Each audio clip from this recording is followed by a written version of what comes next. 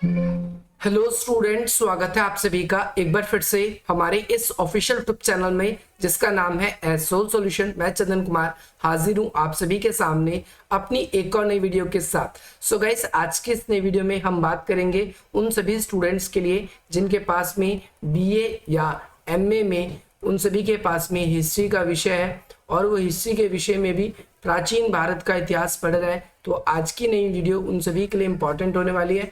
आज हम बात करने वाले हैं प्रागैतिहासिक काल, और ये जो वीडियो बीए या एमए के वे सभी स्टूडेंट्स, चाहे वो एसयूएल, एनसी वेब, दिल्ली यूनिवर्सिटी के किसी भी रेगुलर कॉलेज में या फिर इग्नू में या फिर देश में किसी भी यूनिवर्सिटी के स्टूडेंट्स हैं, आज की नई वीडियो उन सभी के लिए इंपॉर्टेंट है। आज हम डिटेल वाइज बात करेंगे प्रागैतिहासिक काल के बारे में कि क्या होता है ये, जिसे हम प्री हिस्टोरिक पीरियड इंग्लिश में कहते हैं। तो चलिए ज्यादा देर ना करते हुए आज की अपनी इस वीडियो को हम स्टार्ट करते हैं। सबसे पहले जो प्री हिस्टोरिक एरा है या प्री हिस्टोरिक काल है, ये किसे कहते हैं? तो सबसे पहले जिनकी जानकारी हमें कैसी है, पुरातात्विक या पुरातात्विक स्रोत, दोनों एक ही बात है। जहां पर आप पुरातात्विक या पुरातात्विक स्रोत देखें, जहां पर हमें लिखित रूप में कोई प्रमाण नहीं मिला, उनके द्वारा जाने अनजाने में पीछे कोई अवशेष छोड़े गए, तो ऐसे अवशेष जिन्हें हम सिर्फ उनके द्वारा छोड़े गए अवशेषों के आधार पर ही हम इतिहास का अध्ययन करते हैं, ऐसी जानकारी हमें प्राप्त होती है और ऐसा अनुमान हम लगाते हैं, तो इसे ही हम क्या बोलते हैं? प्री हिस्टोरिक एरा बोलते हैं। सबसे पहली बात तो जो प्रास्तर या फिर जो हम कहें प्री हिस्टोरिक एरा, तो इसको प्रास्तर युग भी कहते हैं। प्रास्तर युग का मतलब होता है पत्थरों का काल, जिनका काल पत्थरों का काल। तो भाई अगर हम देखें तो अर्थ के बारे में बात करें तो एक प्री हिस्टोरिक एरा जो है, इसे इतिहास के पूर्व का युग भी कहा जाता है। तो पेपर में आपके ये क्वेश्चन आए कि इतिहास के पूर्व का युग बताइए, तो आपसे इनडायरेक्टली क्या पूछा गया है? आपसे प्री हिस्टोरिक एरा ही पूछा गया है। इसका काल, इसका समय कब से कब तक माना जाता है? तो ध्यान रखना है 5 लाख ईसा पूर्व से लगभग 2500 ईसा पूर्व तक, यानी हड़प्पा सभ्यता से पहले तक माना जाता है। इस पूरे के पूरे प्री हिस्टोरिक एरा को हम 3 कालखंडों में विभाजित करते हैं, 3 भागों में इसको बांटते हैं। सबसे पहले पुरा पाषाण काल, दूसरा नंबर पर मध्य पाषाण काल और तीसरे नंबर पे हम नव पाषाण काल, जिसे हम क्या बोलते हैं? इंग्लिश में बात करें तो हम जो हमारा ये लेथिक पीरियड, लेथिक का मतलब ध्यान रखना है यहाँ पर, जो लेथिक पीरियड या फिर लेथिक एज या फिर लेथिक एरा, तीनों एक ही बात है, तीनों कंफ्यूज नहीं है। यानी सबसे पहला जो पूरा पाषाण काल वो काल था जिसमें मनुष्य भोजन की तलाश में अखेट करता था, भोजन को संग्रहण करता था, और इसके बाद में ये जो पूरा का पूरा टाइम पीरियड था, इस जगह पर मनुष्य का थोड़ा बहुत भी विकास नहीं हुआ था, ये अभी भी भोजन की तलाश में इधर उधर घूमता था। तो ये काल कब से कब तक है? 5 लाख ईसा पूर्व से 50,000 ईसा पूर्व तक। इसके अलावा आप सभी को पता है ईसा पूर्व में जो डेट्स है वो 0 से बैकवर्ड चलती है। जैसे आज हम देखते हैं 2022, जब इस वीडियो को मैं रिकॉर्ड कर रहा हूँ तो ये ईयर है।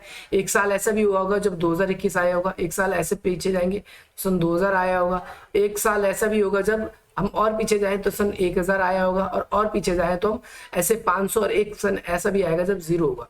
सन 0 से जब ये पूर्व लग जाता है तो उतने साल पहले, और सन 0 से कितने? लगभग 50,000 साल पहले। दूसरे नंबर पे आता है मध्य पाषाण काल। तो ये मध्य पाषाण काल कब से कब तक माना जाता है? तो ये 10,000 ईसा पूर्व से लेकर 7,000 ईसा पूर्व तक माना जाता है। इसमें मनुष्य भोजन संग्रहण तो करता है, लेकिन इसके साथ साथ उसने पशुपालन भी शुरू कर दिया था, क्योंकि उसे पता था कि हर मौसम में मुझे जो है वो खाने की सामग्री नहीं मिलेगी, तो मेरे को क्या करना पड़ेगा? ऐसे पशुओं को पालना पड़ेगा जिससे मैं अपने जीवन की अन्य कार्यों को सुगम बना सकूं। इसके बाद में यहाँ पर हम देखेंगे मनुष्य थोड़ा बहुत जो है स्थायी, इसके बाद से स्थायी रूप से बसकर रहना स्टार्ट कर देता है। स्थायी रूप से जो आवास है वो आवास इसके बसने स्टार्ट हो जाते हैं, ये आपको याद रखना है। नव पाषाण काल, जिसे हम नियोलिथिक पीरियड भी कहते हैं, और ये कब से? सन 7, जब ये खत्म होगा, एक खत्म तो दूसरा शुरू, तो सन 7000 ईसा पूर्व से लेकर 2500 ईसा पूर्व तक माना जाता है। ध्यान रखना, इसके बाद से हड़प्पा सिविलाइजेशन शुरू हो जाती है। इसमें हमने उत्पादन करना शुरू कर दिया, यानी कृषि बाड़ी शुरू कर दी, और समुदाय बना के रहना शुरू कर दिया परिवार में, और लोगों की स्थिति जो है पहले से सुधरने लगी थी। तो आपको ये भी याद करना है। अब देखो जो पूरा पाषाण काल है, जिसको हमने 3, पहली बात तो पूरा का पूरा जो हमारा प्री हिस्टोरिक पीरियड है उसको 3 भागों में बांटते हैं, ये 3 भाग, और पहला जो पार्ट है इसको भी 3 भागों में बांटा जाता है। सबसे पहला निम्न पुरा पाषाण काल। तो निम्न पुरा पाषाण काल 5 लाख ईसा पूर्व से 50, देखो यहाँ पर अगर आप देखेंगे तो बीच की डेट गायब थी, यहाँ पर अगर आप देखेंगे तो बीच की डेट जो थी आपके लिए गायब थी, 50,000 के बाद सीधा 10,000। तो ये 10,000 का जो टाइम पीरियड बीच का आपको जो ये 40,000 पूरा बच गया ना, ये पूरा 40,000 जो बच गया है, ये 40,000 इस जगह पर आपका क्लियर करवाएंगे हम। तो इस काल में क्या था, मनुष्य ने आग का आविष्कार इस समय कर चुका था। ध्यान रखना है, मनुष्य शिकार के लिए समूह बनाकर संग्रहण भोजन करता था। इसके अलावा इसके प्रमुख स्थल आपको याद रखने हैं, तो कश्मीर, राजस्थान का थार, उत्तर प्रदेश मिर्जापुर, इसके अलावा बेलन घाटी, भीमबेटका की गुफा, नर्मदा नदी, नर्मदा घाटी है ना, मध्य प्रदेश में सोहन नदी, और कर्नाटक और आंध्र प्रदेश, ये कुछ स्थान है जहां पर हमें निम्न पूरा पाषाण काल के अवशेष मिले हैं।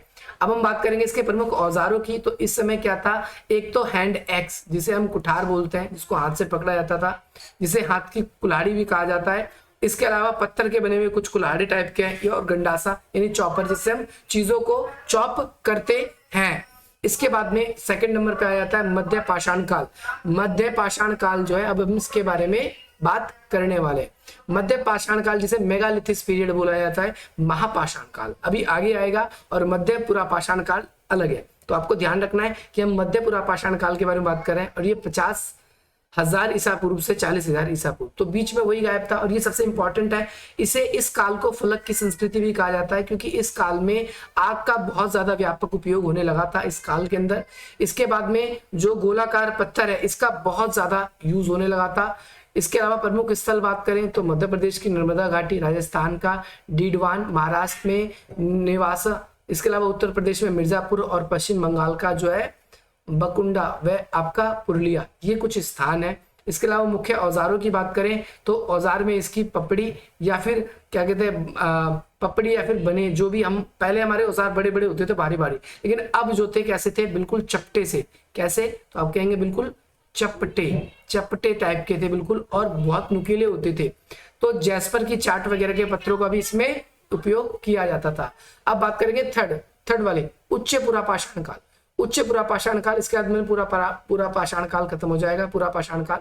तो ये कब से, 40,000 ईसा पूर्व से 10,000 ईसा पूर्व तक माना जाता है। इस काल में होमो सेपियंस यानी मनुष्य, आधुनिक मानव का उद्भव हुआ। और इसके अलावा वो क्या है, गुफाओं में रहने लगा। गुफाओं का मतलब है जो हमारे डेन वगैरह है, उसके अंदर इसने रहना शुरू कर दिया।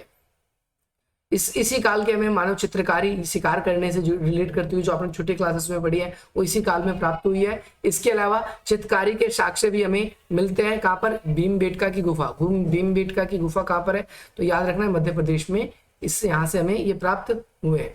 इसके अलावा प्रमुख स्थल कौन कौन से हैं इसके, तो उत्तर प्रदेश में बेलन घाटी, महाराष्ट्र में स्थित आपका बीजापुर। अब भाई कई स्थल अलग अलग हो चुके हैं, तो केरल में, इसके अलावा चित्तौड़ और झारखंड में स्थित छोटा नागपुर प्रदेश जो है, यहाँ पर इसके प्रमुख स्थल मिले हैं।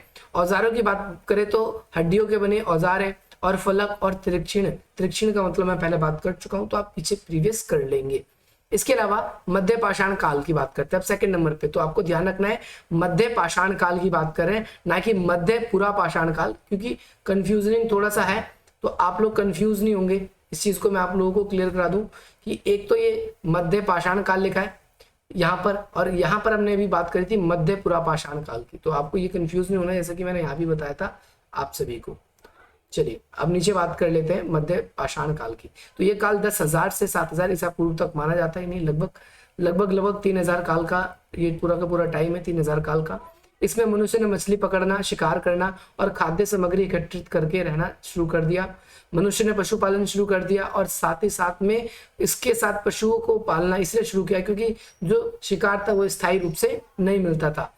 पशुपालन के हमें साक्ष्य राजस्थान से मिलते हैं, मध्य प्रदेश से मिलते हैं, और आजमगढ़ से प्राप्त होते हैं।